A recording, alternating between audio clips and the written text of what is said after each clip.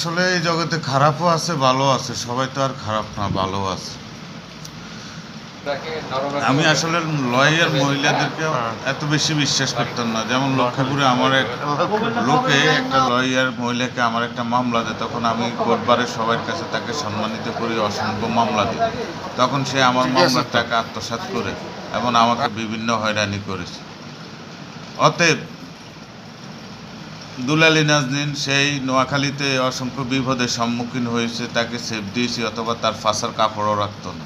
কিন্তু আসলে যে তার চরিত্র খারাপ, সে ৮-৯ মাস ধরে তার বিভিন্ন সন্ত্রাসী কার্যকলাপ করার জন্য আমাকে বিভিন্ন হুমকি ঠেট অথবা তার সাথে কাজ করার জন্য বিভিন্নভাবে সে আমাকে ঠেট দিয়েছে। তবুও কৌশল অবলম্বন করেছে আমি না রাজি হওয়াতে।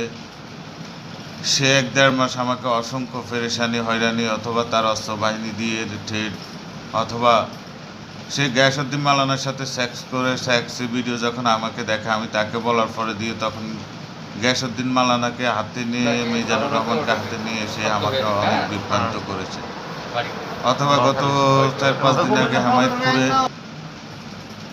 তার একটা লোকে আমাকে বলল যে তার সাথে ঝামেলা মিট করার জন্য আমি রাজি হয়েছি। হওয়ার পরে দিয়ে সে হয়ে ঠেট দেয় আমাকে, ছাত্র নিয়ে থেকে মারিয়ে লাগে, সরাই দিব। কিন্তু আসলে গতকালকে রাত্রে সেটাই ঘটছে। আমার টাকাও আত্মসাৎ করেছে, আমাকে হয়রানি করেছে, আমার উপরে হামলাও করেছে। অতএব এরা সন্ত্রাসী বাহিনী, এরা আমলিকে ব্যবহার করে, অ্যাডভোকেটকে ব্যবহার করে এরা বিভিন্ন সন্ত্রাসী কার্যকলাপ করে মানুষের লক্ষ লক্ষ টাকা হাতিয়ে নেয় এবং ছাত্র জনতাকে হত্যা করার জন্য ৫ই আগস্টের আগে দিয়ে সেই লক্ষ লক্ষ টাকা ডোনেশন করে এখনও তাদের সন্ত্রাসী কার্যকলাপ চালিয়ে বিভিন্ন দলীয় সাইনবোর্ড ব্যবহার করে।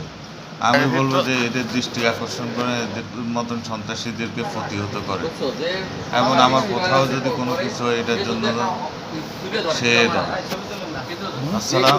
আর কারণ অ্যাডভোকেট যদি কোনো মহিলা কোনো জায়গায় বিপদে পড়ে তাকে উদ্ধার করার চেষ্টা করব, কিন্তু ভাই অথবা দেখা গেছে আত্মীয় স্বজনের পরিচয় দিয়ে তাকে কোথাও থেকে কোনো উদ্ধার করব না।